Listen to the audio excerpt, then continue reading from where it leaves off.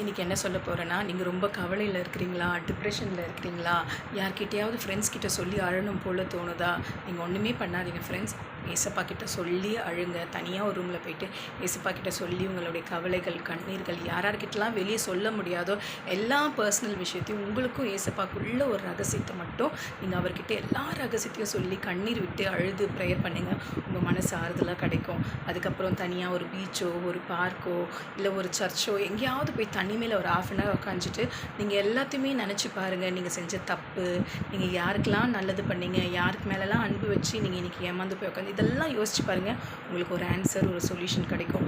ஆனால் மனுஷர்களை மட்டும் நம்பி போய் அது என்ன உறவாக இருக்கட்டும், ஃப்ரெண்ட்ஸாக இருக்கட்டும், ரிலேஷன்ஸாக இருக்கட்டும், பேரண்ட்ஸாக இருக்கட்டும், அவங்கக்கிட்ட மட்டும் உங்களுடைய பர்சனல் லைஃப்பை சொல்லாதீங்க ஃப்ரெண்ட்ஸ். கண்டிப்பாக உங்களுக்கு ஆறுதல் கிடைக்காது. அது இன்னும் வேதனையும் வலியும் தான் தரும். ஓகே ஃப்ரெண்ட்ஸ், ஏசப்பா மட்டும் நம்புங்க, உங்கள் மனசுக்கு ஆறுதல் கிடைக்கும். Okay friends, see you in the next video. Bye.